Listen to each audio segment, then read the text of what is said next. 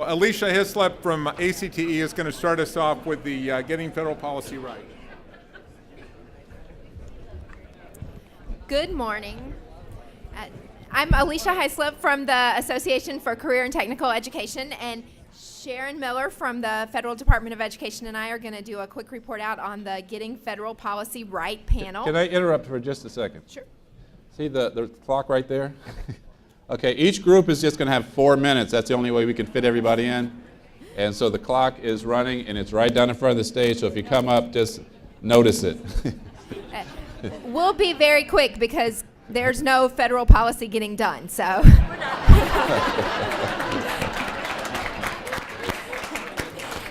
But in all seriousness, one of the key takeaways from the panel was that pathways in career and technical education and high quality options for students are getting a lot of attention from policymakers at all levels, in states and state Congresses and secretaries of education, but also at the federal level, from members of Congress in the House and Senate, from the Department of Education, and even up to the president, who mentioned pathways programs and the potential in the State of the Union address. So that was a big emphasis from all the panelists.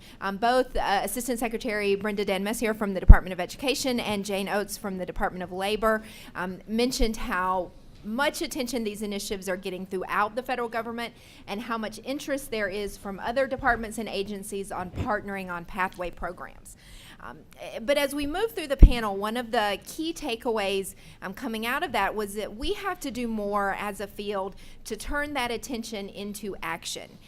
There's a lot of talk, a lot of conversation, and that's come up several times over the past day and a half, that we've had a lot of these conversations before and some of this attention before, and we have to work very closely with policymakers to share our success stories and to really push the needle on federal policy in particular, so that something gets done and some of these conversations that are being had turn into action.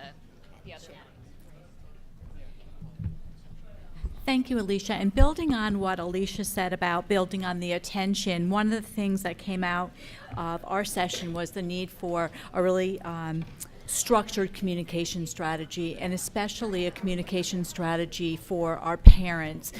We find that a lot of times it is our parents that don't want their students to go into career and technical education because they don't know about the programs that are currently out there and available. So we're really looking forward to maybe doing or having some momentum around that. The other question that came up at the end of the panel is, well, what do we do in the absence of federal legislation? At least from the vantage point of the Perkins legislation, we're very fortunate that a lot of the provisions of the current legislation allow us to do this very work that we're doing right now. We have a provision around programs of study. It calls for programs that span secondary and post-secondary education, that incorporate academic and technical content, that they incorporate work-based learning, and that they culminate in some form of an industry-recognized credential. And although the law doesn't go far enough in saying that every program has to be that, there's nothing in the law that prevents it from happening. Also, too, this whole notion of business collaborating with education, that's very much in our law, as well as secondary and post-secondary consortia getting together, that's in our law. So there really isn't much that we can't do as a nation to move forward career and technical education within a strong pathway. And then on the labor side of the house, Jane Oates was saying that for WIA, that she actually has waiver authority in their law, so if there's barriers and obstacles that people need assistance on, that the Department of Labor is very willing to help. And one last note, we also had on our panel Dane Lynn from the Business Roundtable, and he's very much wanting to be a part of the conversation about getting business and industry to be as much of a collaborative partner as they can be in this effort. Thank you. Great, thanks. If you are going to be with the next one or two panels or speakers, this is sort of the on-deck circle up here, so you can come up so we just move folks up. No, you're going to go next, right? Yeah. Okay, now we're going on to designing and implementing credentials and skill certifications. Roger Tadajewski is going to give us the report out on that. Again, it's the same order as on the program. Bill, great, thank you. First, let me just, okay. Oh, I'm sorry, that's what that was. I slept that, I'm sorry. No, I thought it was my phone. Just want to introduce our panel that we had was Ron Bullock, who's chairman of Bison Gear in Chicago, myself, Gretchen Koch from CompTIA, Steve Green from NCCER, and Arnold Packer, father of the scans report. So we had a great panel talking about implementing and credentialing the workforce. Three main things I think we really came out of that is that sometimes it's very difficult, not in a negative sense, working with industry and employers to identify what are the key skills that they're really looking for.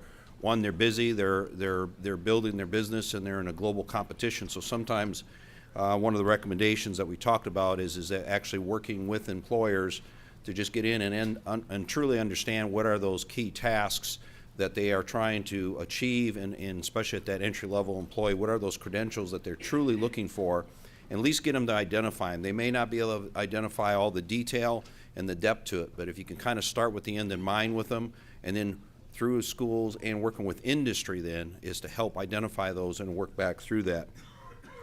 I think the other piece is that then working with the HR departments and industry and employers to make sure that those credentials are recognized. So they may all say they're recognized, but how do we really get that into the job descriptions? And quite often that's really working through HR departments, and I know Gretchen talked about that, as well as Steve and myself, that NCCR, CompTIA, NC3 are already doing those things, but we've got a lot more to do, as we all pointed out. I think the other part that we touched on is that technology, competition are ever changing, and they're going to continue to change consistently and constantly as we go forward. So some of the questions that you may have today will be answered tomorrow, because sometimes things get outdated very quick, but there's new questions coming in. So that's just part of what going forward, but that's okay, because that is what good competition's about. The other part is that I think Gretchen touched on this very well, is that these credentials are recognized really globally, and they need to be recognized globally, because many of the companies in the United States, whether it's a small company in a smaller town, they're in a supply chain, and they are working with larger companies down through the supply chain, and it's a global competition. So letting our students know that not when we talk about transferable credentials, not only within the United States, but really globally. So that was our report out. Okay. Thank you.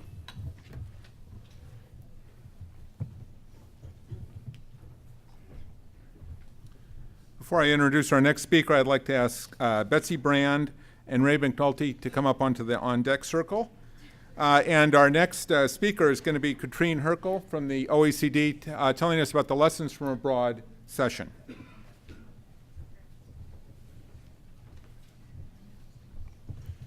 Thank you, Bill.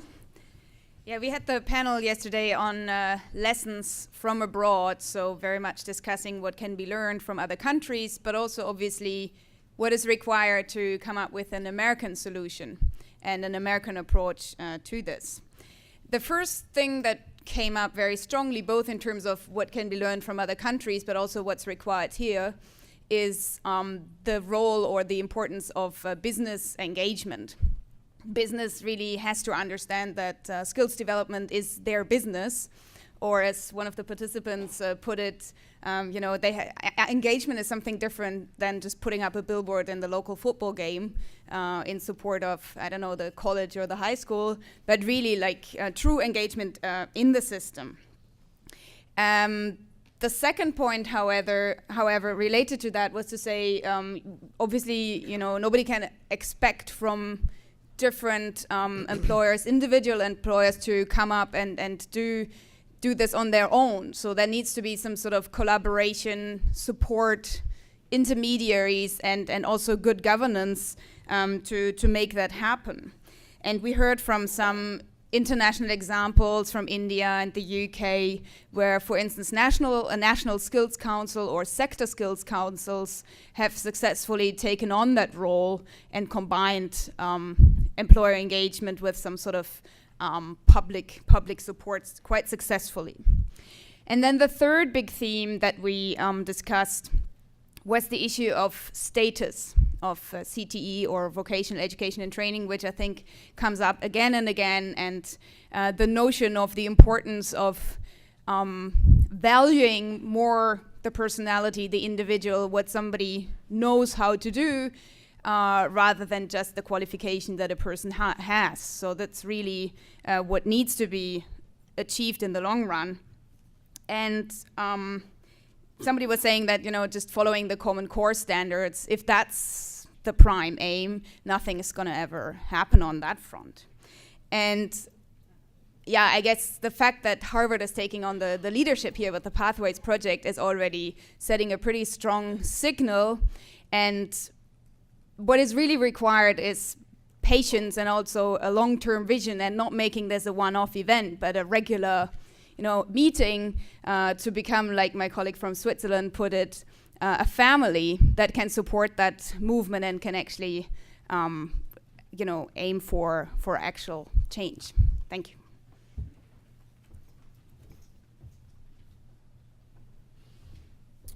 Okay, we've got Betsy Brand on high-quality high school programs. Thank you, Bill. And I've noticed my colleagues haven't used their full time, so if I run over a few seconds, I'm taking Sharon's and Alicia's time.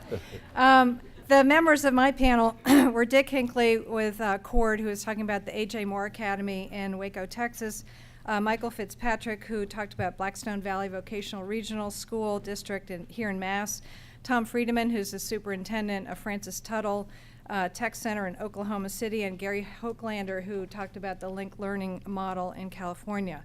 So there are kind of two broad areas I want to just describe to you about the points they made in conversations we had. One is about essential program elements and characteristics of these programs. What we need to have in place to make them successful. A lot of talk about integrated academics and technical curriculum, no surprise there. Partnerships with business, no surprise there.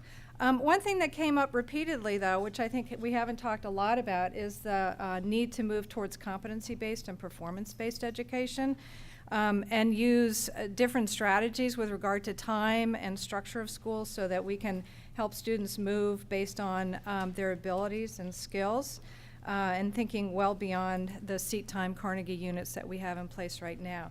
But a lot of people felt like we're bound by that time-based system and that we need to kind of break through there. Lots of talk about the school culture and teachers and faculty that need to really care about this work and believe that all kids can do it. And leadership, particularly at a principal level, with a leader who understands the importance of things like shared planning time, the master calendar, system-wide work-based learning, not just a one-off here and there with employers, but really getting it and being able to integrate that through the whole school. So those were some program elements. Then we talked about some kind of next steps, call to action, and there are a couple specific activities and then kind of framing that I want to share with you. So there's a lot of talk about coordination across all these different partners and the need to have an intermediary organization that can bring everybody together in an ongoing and connected way where it's not one person leading it, but it's really a shared, kind of shared vision for everybody. And finding a way to manage the coordination on an ongoing day-to-day way, because we all know this is hard work, but we don't have those intermediaries, and we need to find ones that aren't just K-12 and post-secondary, but really cut across employers and other providers in the community level. Higher education needs to be at the table for numerous reasons, not just for alignment of curriculum and credits, but to really begin working with the pre-service for teachers and educators and counselors so that they understand this work. And the last point is about framing this issue, and I think this is probably the most important, is that when we're talking about education policy, whatever level that's at, federal, state, local, school, we really need to make sure that CTE is an integral part of those conversations, that Common Core can't be going on over here and CTE in this conversation going on over here, and never the twain shall meet. These have to be brought together in an integrated way, and education policy, and all of us in this room have to take it upon ourselves to make sure that we bring this pathways conversation, the CTE conversation to the table. Pathways must be thought of comprehensively, not just as taking a couple of CTE courses. This is not just about saying I have 3 CTE courses in, hospitality or technology. They have to be fully integrated with the academics. Otherwise, we're really not making a difference. It's just more voc ed or more CTE, but not really pushing the envelope. And we have to be absolutely certain on this point. We are preparing students for the full range of post-secondary education. 4 years, 2 years, 1 year, certifications, military, apprenticeships. We have to be absolutely crystal clear. Every student is getting post-secondary ed. It's a must. And lastly, we need to have a commitment that pathways should be adopted community-wide. This can't be a one-off school-by-school approach.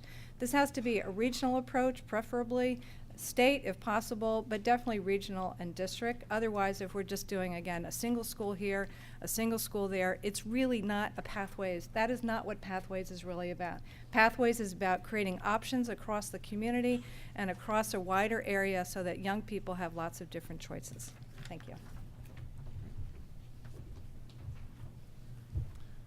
Before I introduce the next moderator, I'd like to ask, I think Jeff Mays is doing the report out for the effective intermediaries, and also I think Kevin Hollenbeck is doing the research panel, if you could come up. And our next moderator is Ray McNulty, who did the panel Creating Pipelines for Hard-to-Employ Youth.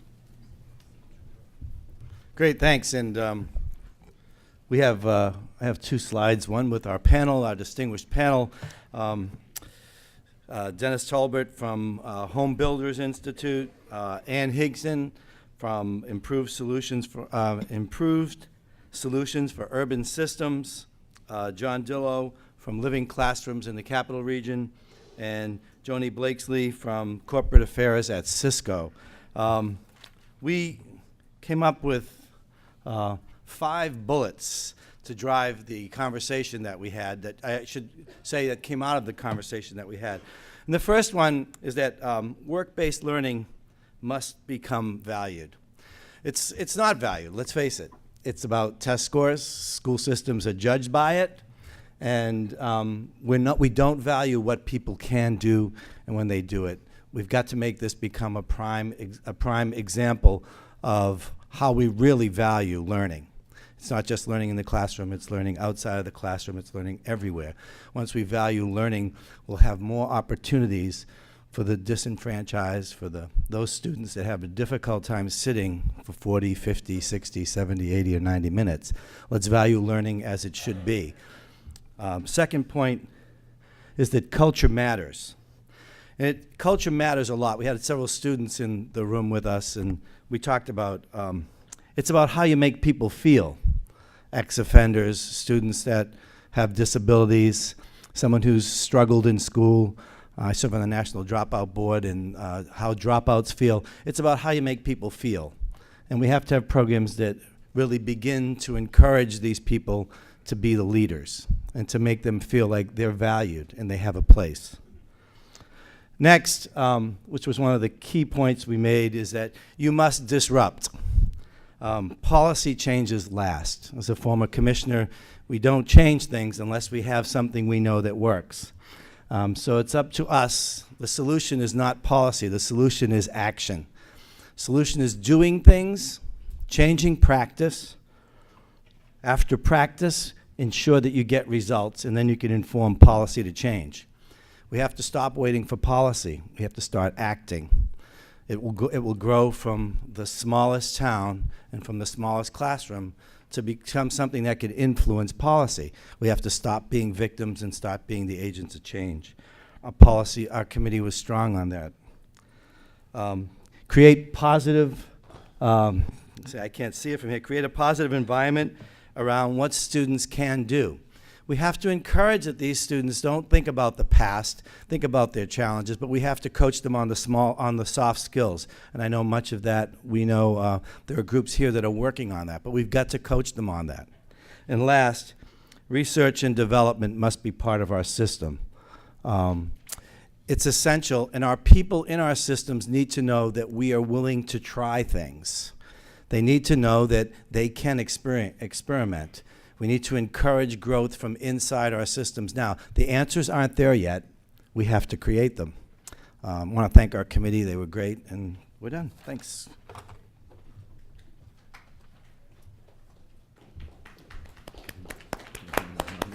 Great presentation. So our next panel is Forging Effective Intermediaries. John Kania sent his apologies. He lives out in Lincoln, which is one of the suburbs here, and he was snowed in this morning. So we've got Jeff Mays, president of the Illinois Business Roundtable, to present that summary. Thank you. Before my 4 minutes start, I want to thank Bill and Ron and the group here for putting all you folks together in one room. It's just unbelievable. It's there we go. Any questions? You know, we had the best breakout session, I think, of the whole day, probably of the whole conference. And forging effective intermediaries, I mean, it sounds so bureaucratic, so researched. It's really where the rubber meets the road as far as I'm concerned. Every other breakout session had what it is and why we're doing it. And basically, I think ours was, okay, we're on the ground, what now? And we had a tremendous moderator with John Kania and a great discussion from all the folks that participated from the room. John shared his firm's research, and this is from his notes. I'll get off topic a little bit. But he shared his research on what it takes to build a collective impact, achieving a large scale across a broad area with cross-sector alignment and coordination. And from his research, a key condition for collective impact is the existence of what John calls a backbone organization, an intermediary, an organization whose sole purpose is to align and coordinate the efforts of others. Now, that's John. He studied this. The panelists we're all in the process of doing it. You know, I'm doing it on a state level in Illinois with a phenomenal team of lead entities and thought leaders in the whole area. We also had Amy Lloyd from Jobs for the Future, who's doing it on a regional basis, also in Illinois with Aurora and Chicago. And then we had Jeff Edmondson, who has done it through Strive in the Cincinnati area.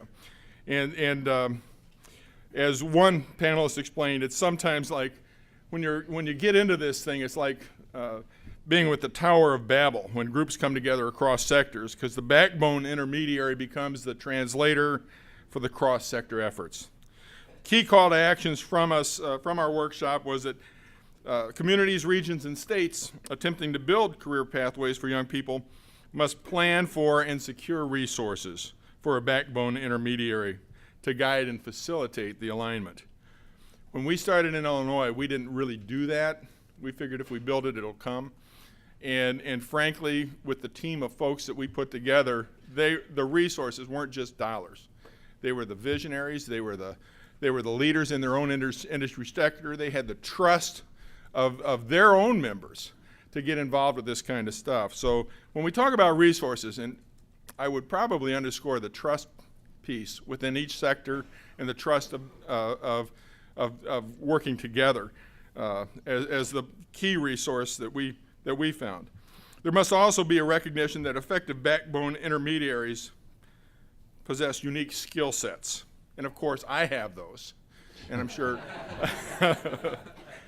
But you know, some of those from the research would indicate that its ability to lead from behind, or servant leadership as he called it, elevating the efforts of those involved in the initiatives versus promoting our own organization. And frankly, each of the lead entities in Illinois that's doing this with me on the statewide basis do that within their own organizations. It's been a phenomenal experience. They also have the facility with measurement and analysis as a backbone organization to be the keeper of the flame and tracking the progress. So, stable, committed leadership, alignment, basically herding the cats, identifying the resources that are already there, identifying the gaps, putting forth the vision, and then finding folks. And then trust in the vision, trust in your team. That's about it. Thank you.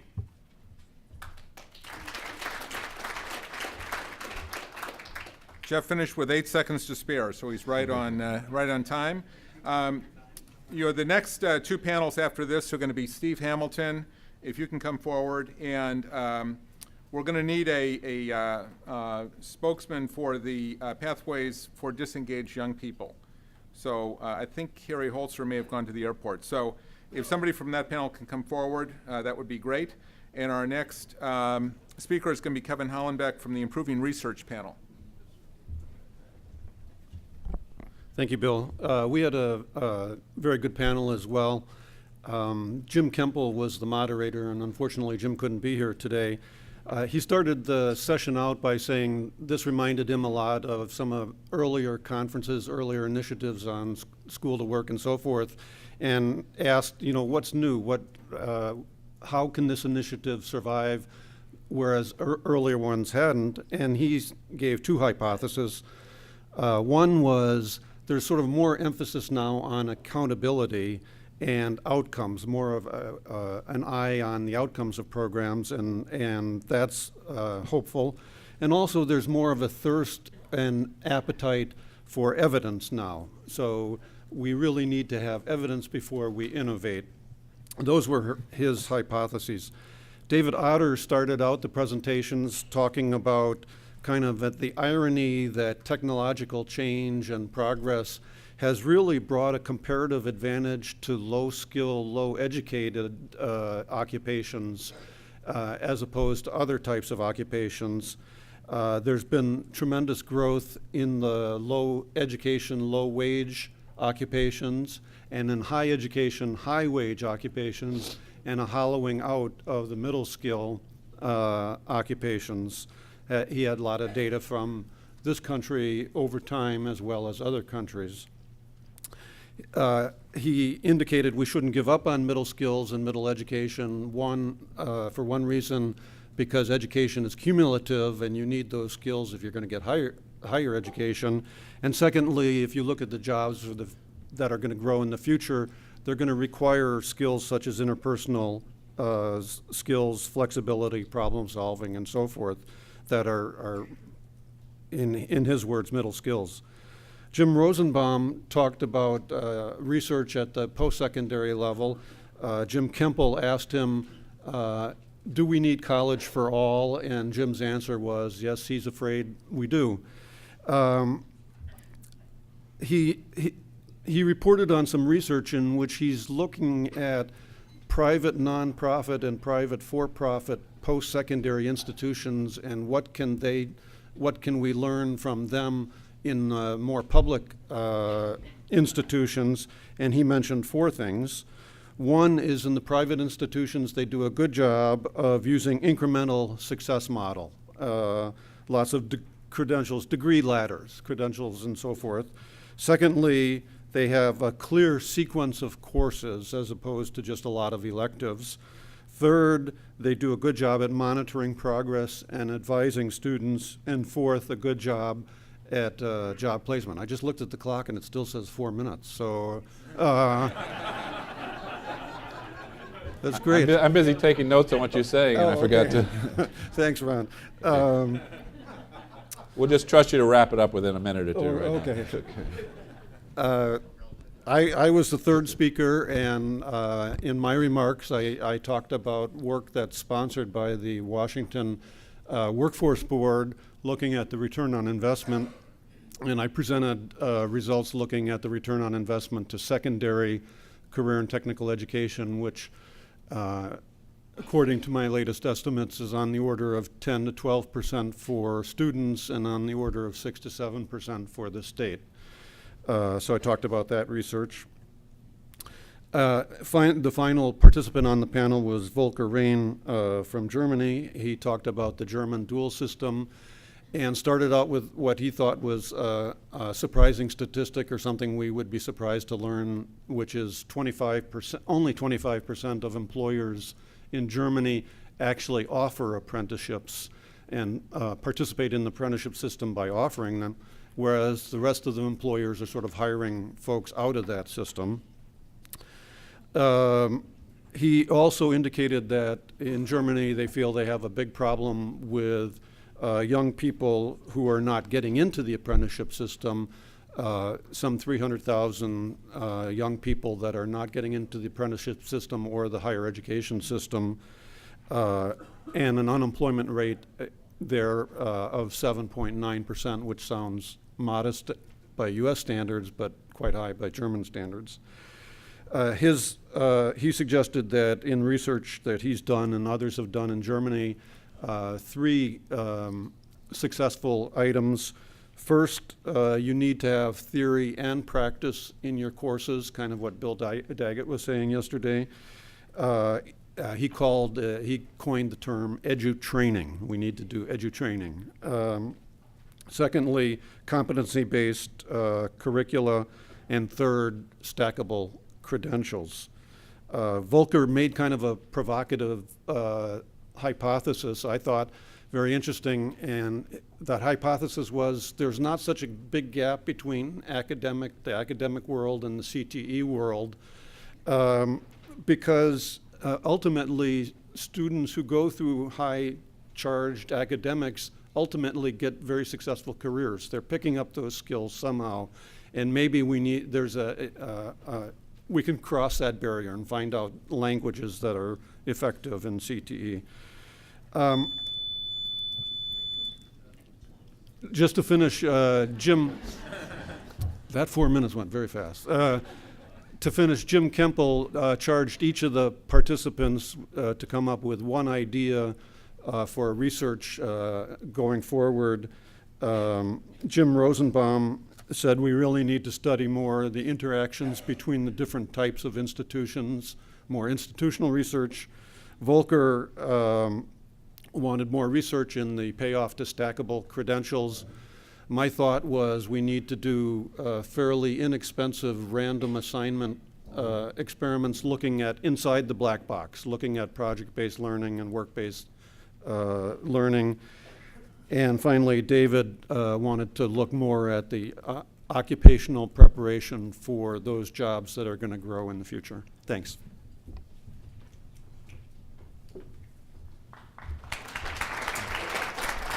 Okay, next we have Steve Hamilton, Strategies for Improving Work-Based Learning.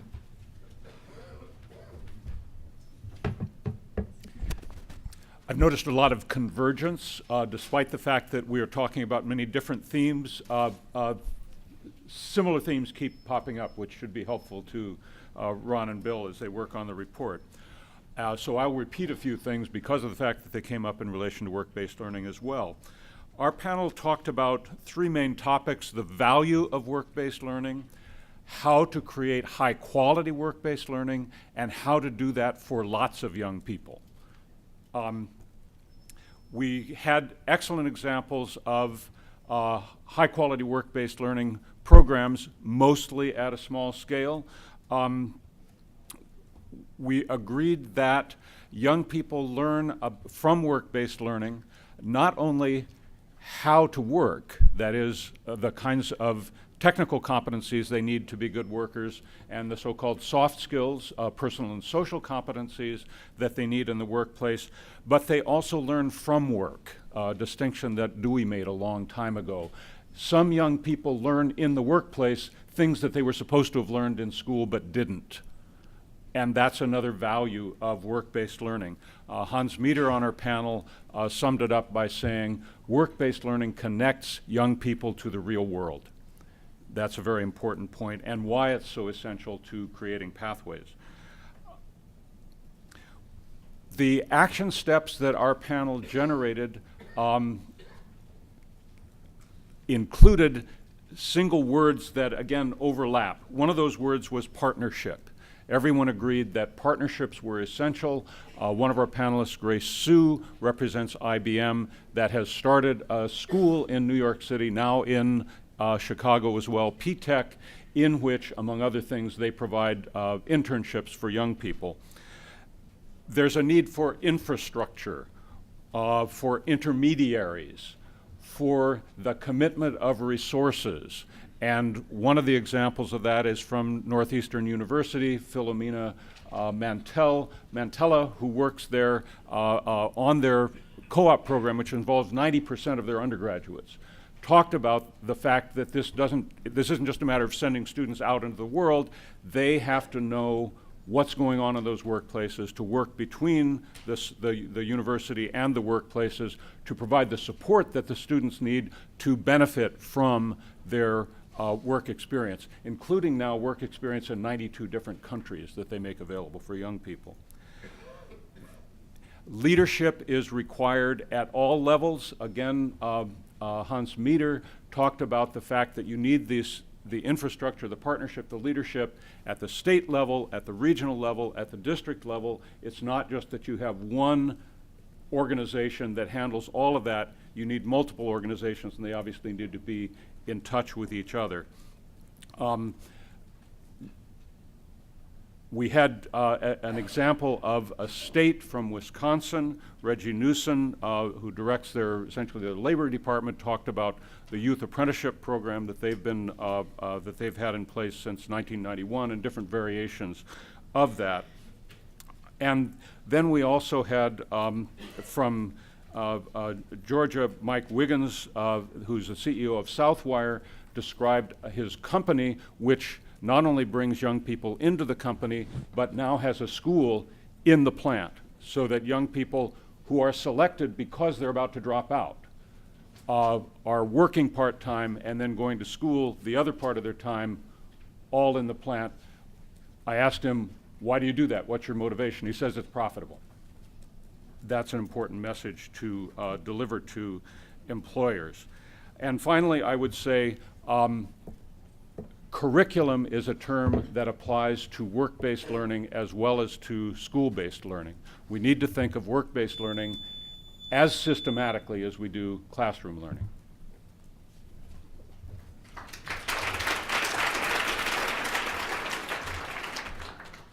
Okay, I'd like to ask Jim Stone and Paul Reville to come up onto the on-deck circle. And the next speaker is going to be Angela Cobb, speaking for the panel on disengaged young people, how we can more effectively serve them.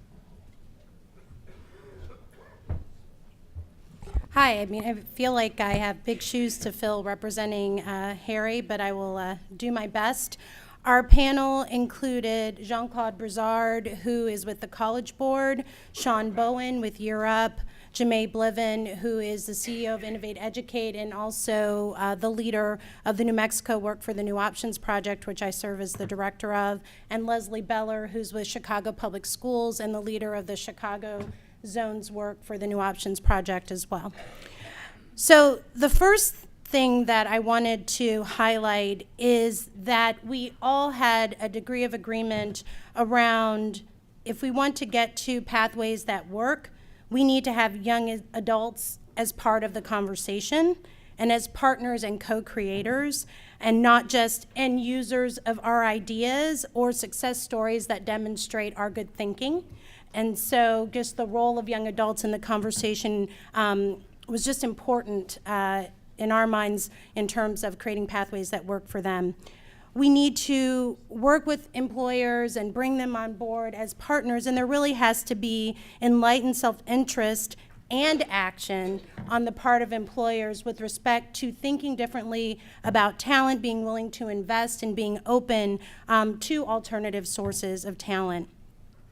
We discussed the need for multi-laned, multi-pronged approaches, and I'm going to borrow a quote from one of my former bosses where we get out of the idea that there are silver bullets and silver scapegoats. There's no one at fault, there's no one to blame, there's no one thing that's going to fix the problem, but really think expansively. And we need to move out of being prescriptive and try to create more sandboxes for experimentation and, yes, failure. About a year ago, maybe 2 years ago, the Harvard Business Review had an entire issue on failure. And how do we take that notion of innovating and failing and recreating and really bring that into the work of creating enterprising pathways. We also have to allow flexibility when we're operating on the frontiers of innovation to have rapid iteration. In the technology world, it's often called agile development, to allow us to create as we go, to incorporate our learnings, and again, to continue to improve. In terms of scaling, I mean, one of the consistent themes is we have to bring the ecosystem together. We have to bring CBOs and educators and employers and policymakers and young adults and all the key players together to the table, and that's really going to aid not only in fixing the coordination gap that exists against in the many silos focused on this issue, but it can also help in adoption and scale. We need to, from a policy perspective, yes, consider supportive policies, but we also need to look at existing investments and resources and make sure that they're being used efficiently and effectively. One of the things we discuss is the fact that a lot of investment happens out of habit. So when we look at the flow of dollars from federal government, state government, local government, are they going to the right places? Are we investing in programs that work, that are demonstrating success, or that are intentionally innovating? And so just thinking about how we're allocating the resources as part of a policy response. We have had a number of folks on the panel who were just pragmatic. Right? So we talk about lofty ideas and innovation and big ideas, but sometimes pragmatism is critical, and it has a role to play in our work. We talked about the idea that sometimes it's just simplifying the law around how we pay a stipend to a young adult who's doing a summer job. Like sometimes that is the biggest complicating factor to getting something done. So how can we think about pragmatic responses? We need to analyze where we need to make investments, and part of that is we have to look at markets where there are already efficient employment markets and then invest where there is a need for very intentional, structured employment pathways. And we ask the question if there's low-hanging fruit. If retail folks just need people who show up on time, why can't we just get the perfect attendance list from the local school district and give that over to employers, right? And then finally, I want to end with the 3 Ps that Europe talks about and Sean Bowen shared, because they're critical levers to all of this working. We have to think about perceptions of opportunity youth, both external and self-perception, employer practice, and again, policy response.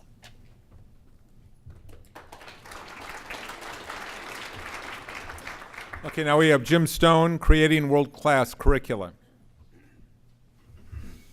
Good morning. That was pathetic. Good morning. Thank you. All right, now you're awake. By the way, I'm still going through puberty, so my voice continues to crack. My name is Jim Stone. I'm director of the National Research Center for Career and Technical Education, housed at the University of Louisville. And by the way, I'm from the East Coast. I've had a lot of caffeine this morning, so I can pack my normal 3-hour lecture into 4 minutes. So pay attention, take notes. There will be a test. There are 4 themes, I think, that came out of our conversation. Emergent principles around creating world-class curriculum, or curricula, and to correct Bill, I'm not going to create it, but I will share with you some of the principles that emerged. The transcendent challenges in trying to move this agenda forward, needed action, and then I want to conclude with what I like to think of as serendipitous learning.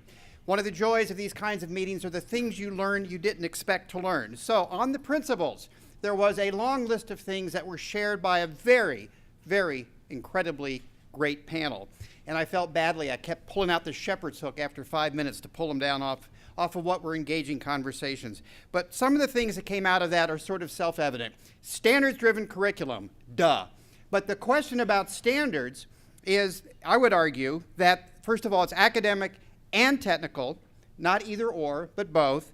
And I would argue also they have to be grounded in reality, not somebody's good idea, and there ought to be external validity to them. Do they actually matter? And I would argue that on both sides, academic and technical, we don't have that. Curriculum is not just curriculum, it is also pedagogy. Curriculum is just a bunch of stuff on paper, in a box, online. It is the pedagogy, how you deliver that curriculum, that really matters. Both are absolutely necessary. Professional development is necessary to do that, intensive and extensive. If we want teachers to behave, to think in different ways, we can't assume they can read something and figure it out. We really have to invest in professional development. And then finally, guidance and counseling, been addressed earlier. We come back to that a little bit. A brief list of challenges. The school calendar. You know, in this country, we're really challenged by the fact that young people have to get out of school in Atlanta, in Dallas, in San Francisco, in Georgia, and Chicago in mid-May so they can plant the crops. They have to leave school by 2:30 so they can hit the afternoon soaps. We have curriculum space that we limit for reasons that make no sense to anybody who's lived past the 18th or perhaps even the 19th century. We need to deal with development costs. We can't expect teachers just to sort of invent this stuff, although many do. We can't expect schools to just sort of pull out of some other resource curriculum development cost, although they often try. There is a cost, there's an R&D cost and a development cost to anything. Business knows this. Stuff just doesn't magically appear. There is a use and misuse of technology that loops back to professional development. Teachers today are not, for the most part, the digital generation, but that's who they're trying to teach. And by the way, literacy will soon be defined by 144 characters, so forget anything else you thought about teaching literacy. So the call, if there's any call that came out of this conversation, was to invest. Invest in development, invest in professional development, and invest in infusing technology. And I would label this mini lecture, every child has a right to and deserves an excellent education. And thank you to Lauren from Microsoft for that. Finally, the 20 seconds I have, the relationship theme's big. And I want to thank Andy Rothstein from NAF, who gave us a curriculum for marriage, successful relationship, curriculum for marriage, 7 elements that some of us wish we had learned much earlier in life. The final thank you is to Pat Ainsworth, who, when asked one word to define a successful relationship, he had one word. 3 letters. Talk to Pat. Thank you very much.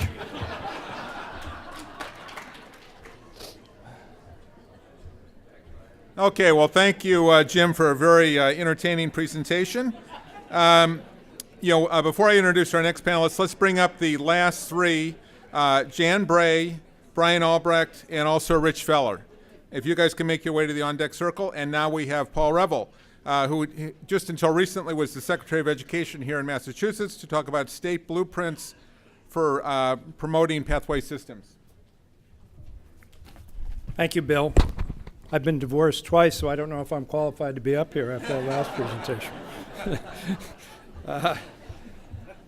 Well, we had a very engaging panel. We had representatives from Washington, Kansas, Indiana, Kentucky, and Massachusetts all come together to talk about state blueprints for promoting pathways.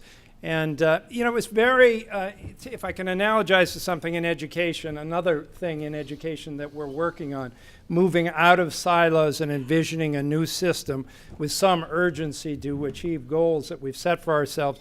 We think of it in education trying to close achievement gaps, and we've been pursuing over the past 20 years a kind of a schools alone solution to closing achievement gaps.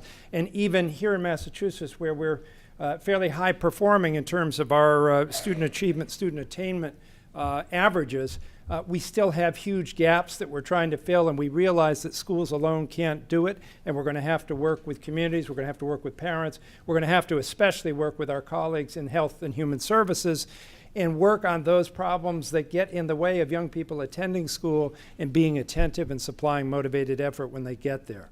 So envisioning another kind of system where you have different partners who've traditionally operated historically in silos, who now have to come together in a meaningful way and collaborate and really make that work rather than just being an aspiration, is really what our conversation was all about.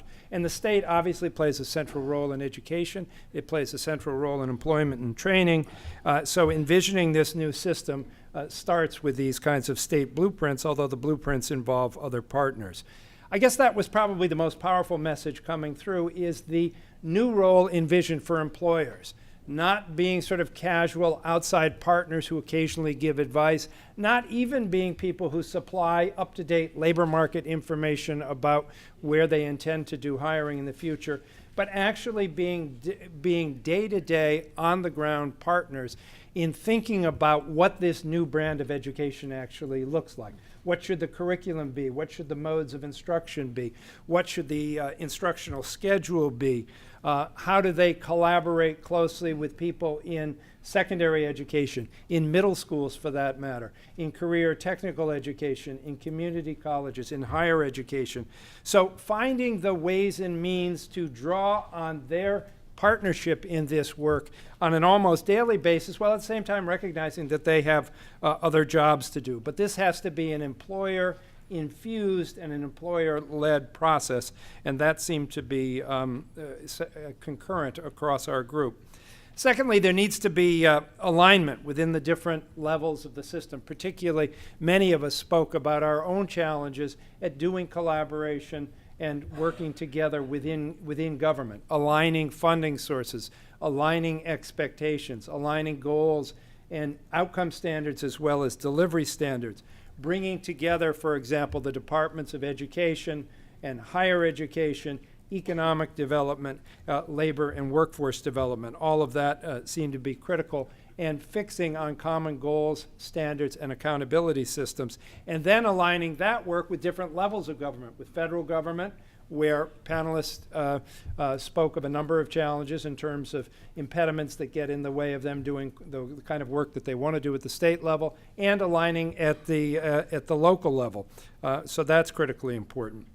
A third thing was building structures of collaboration that last beyond the current sense of urgency about this work. We all wouldn't be in this room without there being a renewed sense of urgency about this work right now.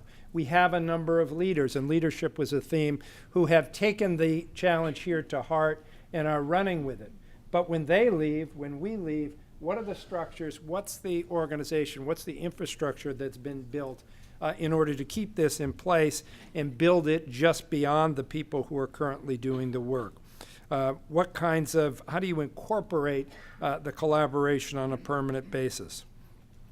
There was a lot of talk in our groups about accountability systems, everything ranging from return on investment and calculations of return on investment to the various parties, and you've heard that from other groups, to simple indicators, getting tight on simple sets of indicators like how many people complete courses with credentials, how many people actually get jobs, what do those jobs pay, how many get credentials, getting clearer on our competency standards and our performance standards. Finally, I guess the work was about visions. We asked people what their one-year vision was, what they were working on in the short term, and what they were working on in the longer term. I think a couple of things that emerge from that part of the conversation, which I just underlined, is that it's obligatory on all of us to keep the sense of urgency that we've captured here and now going in our local communities, because this has got to be permanent, not just a passing fad. And secondly, bearing in mind the impact of this on young people and the choices they make, helping young people make better choices, helping them make choices that have possibilities in the future as they move along these pathways, so that no point in the pathway is a dead end, but there are opportunities to extend and move beyond. So it was an excellent panel, and thank you for your time and attention.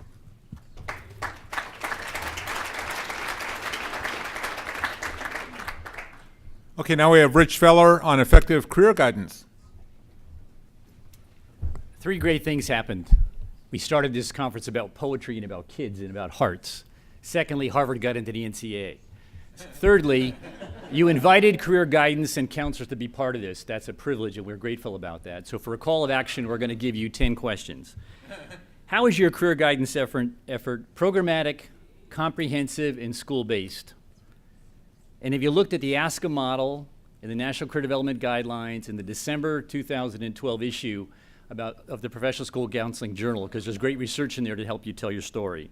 Second question, how are you assessing your state Congress people? They're relatively new, they don't understand how this is all intertwined, and we need you to use the word career guidance in any discussion you have about legislation, please, because policy matters. How are you protecting your staff? Counselors and staff do three things. They do what they're trained to do, which is they get one course in career development in graduate school by accreditation standard. Secondly, they do what they're told to do, which means the principal decides what their metrics are and how they will spend their time. And they do what they want to do, which means in most cases they've not spent much time in industry and they come from a linear track to get their sequencing, so they know little about the workplace.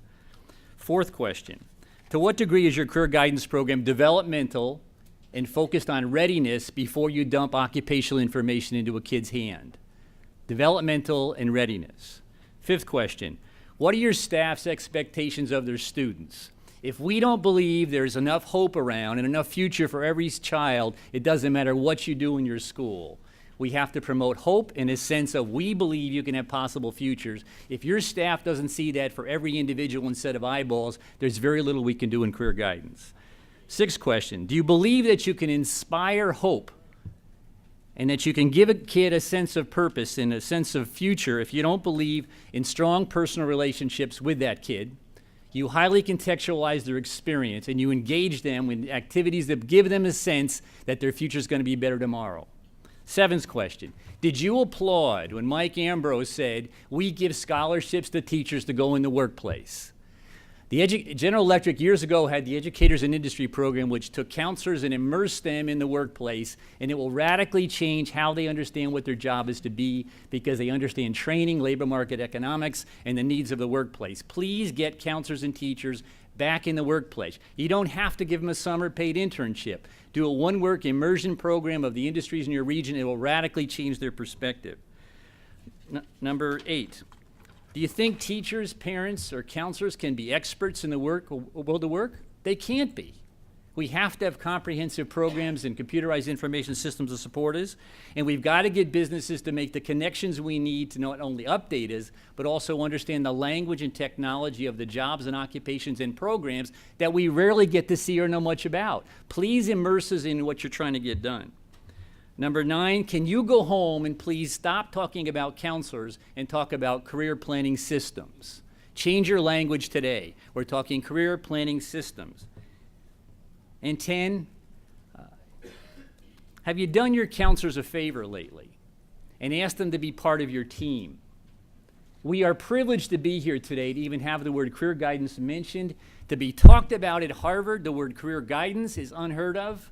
We so need to be a part of your team. We don't want to be part of a silo. Please welcome them in because we have a lot to be said to students and we are the gatekeepers of much of their future. Thank you very much.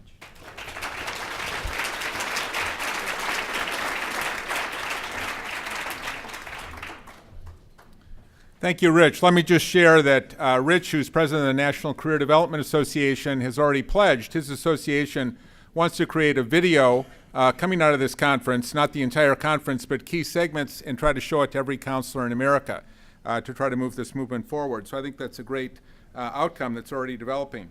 Our next moderator is Jan Bray, who will teach tomorrow's workers. Thank you, Bill. Our session was rather interesting because basically without qualified good teachers, all the rest that we're talking about, just forget about it and go home. So we felt we were at the heart of what this whole conference is about. So 80 minutes barely gave us time to, no, we didn't even scratch the surface. And our goal was to really piss people off, and I think we managed to do that. So we achieved our goal. Hopefully they also had an aha moment, but it was to achieve the goal. And we had a very interesting panel. We had Marie Berry from, who's the state director of CTE from New Jersey, so she talked about it from a statewide area, and Belinda Cole, who's from Oklahoma State University, who talked about what the university is trying to do in terms of programs in Oklahoma for CT teachers. And then you had Jesus Fernandez from DeVry University talking about their recruitment of faculty and their training of faculty for both their on-site as well as their online programs, and Ron Stefanski from Ed2Go, who really brought it home to us, not only because of how they're recruiting faculty, but as Ron said so elegantly, it's really not about, you know, where they come from, what they do, but can they create inspiration? And are they more concerned about student outcome and, you know, than they are about all the other external factors that are there.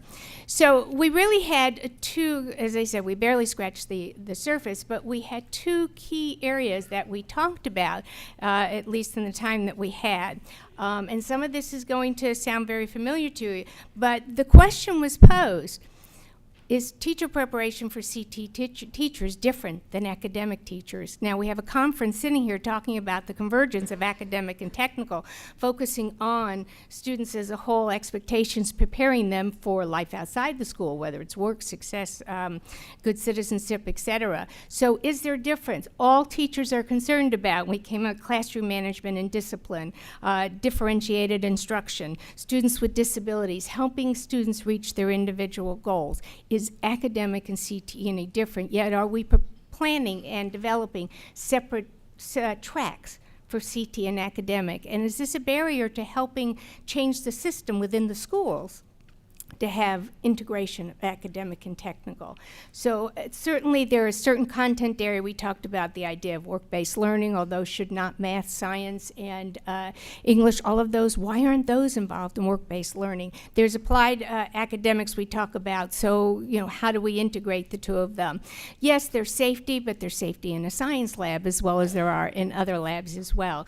So how do we create, what we finally said was perhaps what we need is a new model for teacher preparation, where you talk about the pedagogy and all of those skills that you need within the classroom, and then you have content knowledge. Absolutely, that varies. Got to know math, but you also, if you're, a lot of our CT areas are integrating math and science, and certainly they all need literacy. So we need to completely relook at the model of teacher preparation, because as it was stated, and Belinda was telling us in Oklahoma, that they have one teacher preparation program available now in the state for ag, one for family and consumer science, and one for comprehensive programs, comprehensive schools. Where are we going to get our teachers from? And if we don't look at a model, and when we have limited resources, as Marie said, the teacher recruitment in her state varies by district based on funding. So if we have limited resources, if we keep looking at different streams, are we creating a problem for that? The second thing is, how do we recruit teachers? And I got to tell you guys, if you ever walk into a room of teachers, they're doing nothing but bitching. I don't want to be a teacher after being in a room with them. So how do we change that perception? Some of it is teachers have to inspire students. Our student organizations are an excellent source for recruiting teachers directly out of high school to go into the teaching profession. The ag community does that better than any other area in career and technical education. So how do we use our student organizations to really encourage, inspire, and begin to train young people to go into it? Or is CTE more of a second career?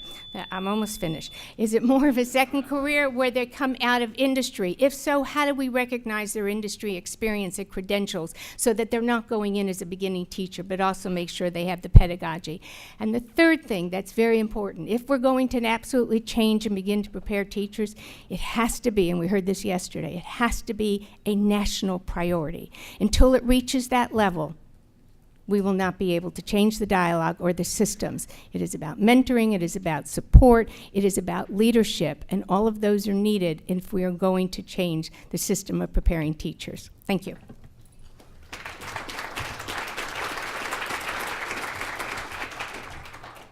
And so then we have Bryan Albrecht, president of Gateway Technical College, to talk about the most effective U.S. post-secondary programs. Great, thank you. And I'm sure by now you can imagine that going last, there's probably not a lot that could be said, but feel free to turn off the shot clock. Our team did a great job, and I want to thank our panel for a terrific conversation. Included Kathy Jo Manis from the American Association of Community Colleges, Doug Major, Superintendent and CEO of Meridian Technology Center, Sharon Thomas Perrott, the Senior Vice President of External Relations and Global Responsibility for DeVry, John Mills, President of Paul Smith College, and Lieutenant Stephen Betts, Commander of the U.S. Army Recruiting Battalion in New England. And they were just terrific in their responses, and I had changed up the format a little bit and asked them to share a little reflection of what they heard yesterday and what it might mean to them as they go back to their organization. We called it during our session takeaways, so let me just give you a couple of thoughts that came out of takeaways from our panelists in context to what they heard yesterday. The first one was CTE is not a consolation prize. We had a great dialogue around the value and the importance of the work that we do in career and technical education and how do we elevate that value to the common public. The second one was the communication strategy going forward should be all education is career education. whether you're getting your degree at Harvard or at Stanford or at Gateway Technical College, where I serve. All education is career education. System change, align our work with other organizations, the work of AACC, the work of ACTE, the work of the military. There are lots of organizations out there that are doing similar to work to what we heard the last 2 days, and we should align our strategies to make that successful. The third one is industry should be involved in curriculum, certification, and work experience. We know it. We need to find ways to bring it even a little bit closer. You'll hear one of the outcomes or action statements that help reflect that in a more contextual way. And the last one is if you care about students, they will succeed. And it got down to the point of making sure that we value each and every student that comes through our door. No matter what circumstances life had presented to them, there is an opportunity and a pathway for success. The recommendations that we brought forward and like to share with the group is simply that we assess the policy around youth employment and work-based learning. There may be barriers that we have put in place that may add to the discrepancies that we saw in the amount of young people that are currently working, so that's a challenge for us. A second one is that we continue to seek champions like Harvard, Snap-on, Caterpillar, the groups that were here, to tell our story and to draw attention to the issues. I think that's what's so important about what happened yesterday and today is we now have some people listening to what's important in education, and we can value that and make sure that we strategize on moving that forward. The third one is leveraging technology solutions in career, especially in the areas of matching jobs and career skills. We know there are technology-driven solutions out there. We need to systematize that as much as possible and see if we can't share those best practices in a more effective and more cost-effective way for our schools. And the last one is to investigate in dual degree programs. I thought that was quite interesting. DeVry's working on a program that you might have heard about where you graduate from high school with your associate degree at no cost for students. I think some of those out-of-the-box strategies will not only revolutionize the way we think about pathways and maybe blend pathways into a more comprehensive strategy around career development and career guidance so that students aren't always looking for the next step. It's already a part of what they're doing. So I want to thank certainly all of you for being here, but I think we should probably extend another welcome round of applause for Bill and Ron for their great leadership and the work that they've done for the last 2 days.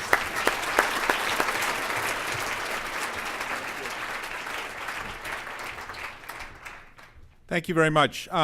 Before we close, I just wanted to say one thing. We're going to have a call to action session at 3 o'clock today, but I know from talking to you that some of you have to leave before that.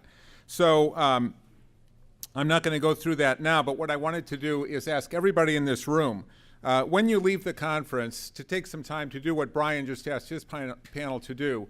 Number one, reflect on what are the big takeaways for you from this conference. That's the first question. What are the big takeaways, the insights you gained? And secondly, what are you individually willing to commit to do, you or your organization, to help move this movement forward? And if you could just send us an email with those thoughts. What are the key takeaways and what are you willing to do? As we're going to explain in the call to action, this is going to be a collaborative process going forward. That's how we organize this conference. My 10 seconds are up, but that's how we organize the conference. It's a collaborative process. We want to keep the dialogue going. ThoughtStream is going to tell us how they're going to work with us. To do that, we're aiming towards a call to action that we can get a lot of organizations to endorse, including the National Governors Association, companies, education organizations, et cetera. And we have to do that collaboratively and collectively. So if you can send us those emails and thoughts, those who have to leave early, and we'll talk more about this at 3 o'clock.